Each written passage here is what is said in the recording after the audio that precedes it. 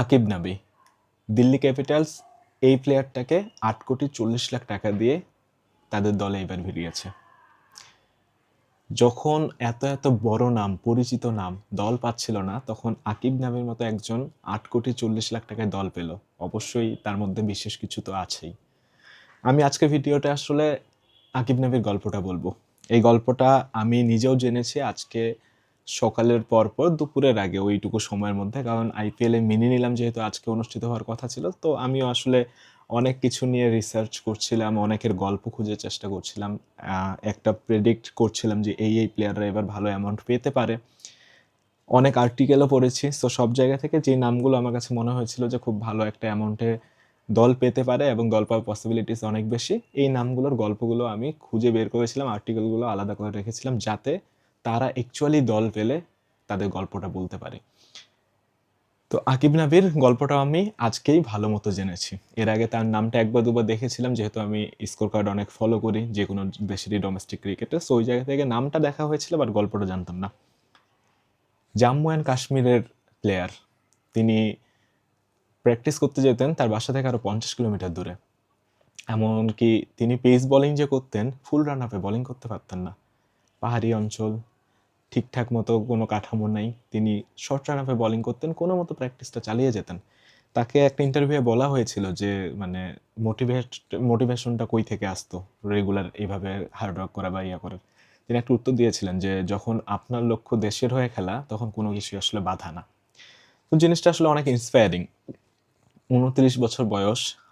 এর আগেও বেশ কয়েকবার তাকে নিয়ে আলোচনা হয়েছিল যে আইপিএলে তিনি দল পেতে পারেন, স্পেশালি তার বন্ধু-বান্ধব, তার ফ্যামিলির মেম্বার্স যারা, তারা সবসময় বলে এইবার তো তোর দল হয়ে যাবে, এবার তুই দল পাবি, কিন্তু আসলে তিনি দল পাচ্ছিলেনও না।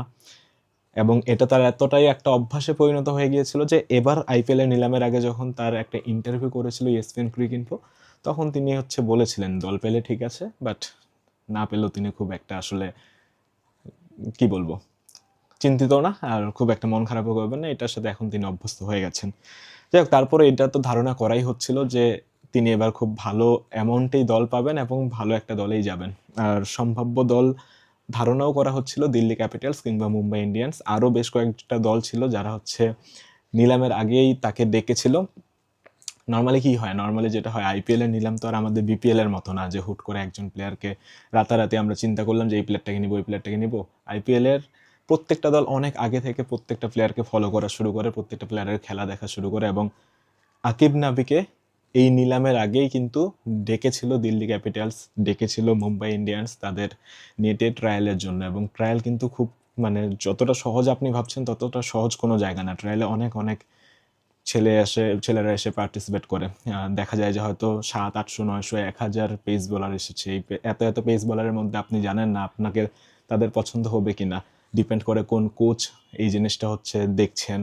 এখন কতগুলো বোলিং আপনাকে করাচ্ছেন, আপনি হয়তো 2টা বা 3টা বল করার সুযোগ পেলেন, ওই 2-3টা বলেই আপনাকে তাদের মন জয় করতে হবে কিংবা তাদের কাছে এটা প্রমাণ করতে হবে যে আপনি স্পেশাল। সো ট্রায়াল খুবই কঠিন একটা জিনিস।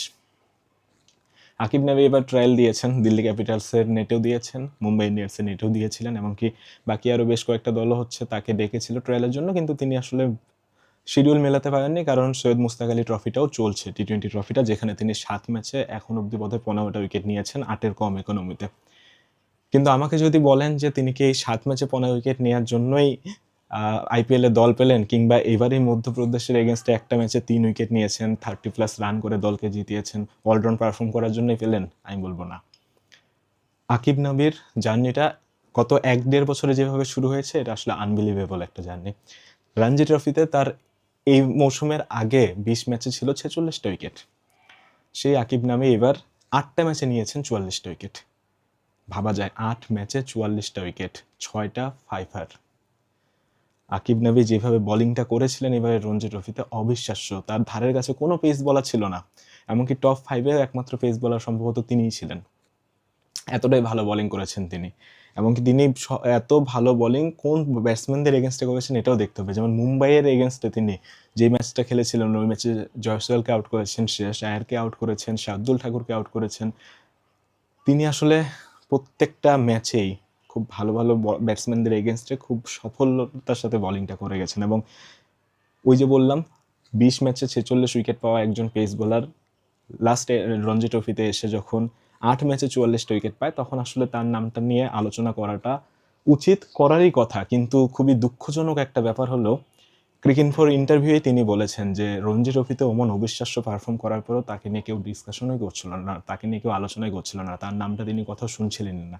মানে কতটা খারাপ লাগার মতো একটা ব্যাপার ভাবুন। রঞ্জি ট্রফি ভারতের মতো দেশের একটা সবচেয়ে বড় টুর্নামেন্ট, ঘরোয়া টুর্নামেন্ট, সেই টুর্নামেন্টে এত অমায়িক একটা পারফর্ম করার পরও তার নামটা নিয়ে নাকি কেউ আলোচনা করছিল না। এমনকি তিনি ওই একই ইন্টারভিউতে বলেছেন যে তার নামটা মানুষ জানা শুরু করলো বা একটু আলোচনায় নিয়ে আসা শুরু করলো যখন তিনি দিলীপ ট্রফিতে 4 বলে 4টা উইকেট নিলেন। আমি বলে রাখি, রঞ্জি ট্রফিতে এত ভালো করার পর তার এবার দিলীপ ট্রফিতেও ডাক এসেছিল। প্রথমবার তিনি মৌসুমে খেলেছেন, তার অভিষেক হয়েছে, ডেবু সিজন ছিল এটা, এবং তিনি এখানে আসলে খুবই ভালো বোলিং করেছেন দিলীপ ট্রফিতে। একদম 4 বলে যে 4টা উইকেট নিয়েছেন, এই 4 বলে 4টা উইকেট নেওয়ার দিনটাতে তিনি আবার ব্যাট হাতেও 40+ রান করেছিলেন। তো স্বাভাবিকভাবেই ওই একটা দিন তার কেরিয়ারটাকে অনেক বদলে দিয়েছে। তাকে নিয়ে মানুষ জানা শুরু করেছে, তার ব্যাপারে মানুষ গল্প করা শুরু করেছে, একটা আলোচনার জন্য দিতে পেরেছেন তিনি, এবং এটা তিনি নিজেও বলেছেন। দিলীপ ট্রফির গল্পটাতে যদি আসি, তিনি যে টিমে খেলেছেন 9 জনে, সেই টিমে নর্মালি শুরুর দিকে ফোকাসটা ছিল কোন দুজন পেস বোলারের উপর, আশদীপ সিং আর হর্ষিত রানা। স্বাভাবিকভাবে ন্যাশনাল টিমে দুজন পেস বোলার যখন থাকবে ওদের দিকে সবসময় ফোকাসটা থাকে। তো আশদীপ একটা ইন্টারভিউয়ে বলেছেন যে আশদীপ আকিব নাবিকে প্রথম দেখেছিলেন নেটে, তার আগে তিনি কখনোই দেখেন নাই, এবং প্রথম দেখাতে আশদীপের মানে অভিব্যক্তিটা হলো যে নাবিকে তিনি 10টা থেকে 11টা 12টা বল করতে দেখেছেন, এবং এই 10-12টা বলের মধ্যে 7-8টাই উইকেট হয়েছিল, এটা তার ধারণা নেটের মধ্যে। এমনকি আর্শদীপ বুঝেছিলেন যে এই ছেলেটার মধ্যে অন্যরকম কিছু একটা আছে, এই ছেলেটা অনেক ভালো কিছু করতে সক্ষম, অ্যাবিলিটি রাখে। তো এটা ছিল প্রাথমিক ধারণা, এবং ম্যাচে তো গিয়ে তিনি স্বাভাবিকভাবে যেভাবে পারফর্ম করেছেন, রঞ্জি ট্রফিতে ওই রকম পারফরমেন্সের পর দিলীপ ট্রফিতে এত ভালো পারফরমেন্স, স্বাভাবিকভাবে তার নামটা তখন সবার মুখে মুখে ছিল। এবং হোক না রেড বল, কিন্তু ভালো তো, এত ভালো, যতটা ভালো করলে আসলে সবার মুখে নামটা থাকা উচিত।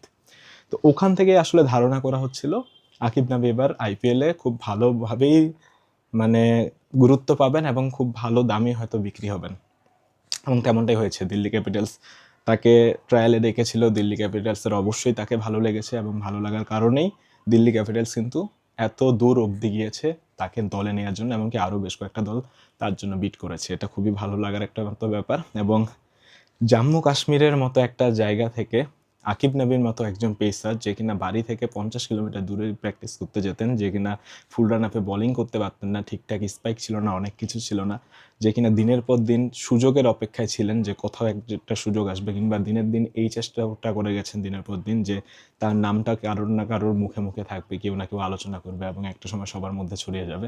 সেই জিনিসটা তিনি করতে পেরেছেন। এখন আকিব নাবির জন্য আসলে আমার মনে হয় যে তিনি আজকের দিনে অনেক খুশি। তিনি ইন্টারভিউ বলেছিলেন তিনি হয়তো নিলামটা দেখবেন না, কারণ তার দেখার ওই আগ্রহটাও বোধহয় এখন খুব একটা আগের মতো নাই। কিন্তু আমি বিশ্বাস করি যে তিনি আজকের দিনে অনেক খুশি, তার পরিবার অনেক খুশি, কারণ তিনি সোশ্যাল মিডিয়াতে নিজে কম থাকতেন, কিন্তু তার ফ্রেন্ডসরা, তার ফ্যামিলি মেম্বার্সরা সোশ্যাল মিডিয়াতে প্রচুর পোস্ট করতেন তাকে নিয়ে, এবং তিনি ভালো করলেই তার ফ্রেন্ডরা, তার ফ্যামিলি মানুষরা সবাই বলতেন যে এইবার তো তুই দল পেয়ে যাবি, অথবা এবার তো খুব ভালো কিছু একটা হবেই। সো ওই ভালো কিছুটা হচ্ছিল না অনেকদিন ধরে, অন্তত এবার হলো। এমনকি রঞ্জি ট্রফিতে এবং দিলীপ ট্রফিতে খুব ভালো পারফর্ম করার পরে এই দলে যখন তিনি ডাক পাচ্ছিলেন না, তখনও কিন্তু একটা আলোচনা তৈরি হয়েছিল যে এত ভালো পারফর্ম করার পরেও তিনি এই দলে আসলে কেন নাই। সো বেসিক্যালি তিনি আলোচনার মধ্যে ছিলেন, বাট কোনো জায়গায় সুযোগ পাচ্ছিলেন না, এবং এই সুযোগ না পাওয়াটা তাকে এটাই বিলিভ করিয়েছে যে ইটস ওকে, যখন সুযোগ আসবে তখন ভালো মতো খেলবা, তুমি জাস্ট তোমার কাজটা করে যাও, সেটাই করে যাচ্ছেন তিনি। এবং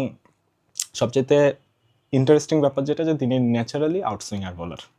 রাইটি ব্যাটসম্যান এগেনস্টে তিনি আউটসুইংটা সবচেয়ে ভালো করেন, এবং রিসেন্ট টাইমে তিনি ইনসুইংটা খুব ভালোভাবে আয়ত্ত করেছেন। এটা হলো রেড বলের ক্ষেত্রে।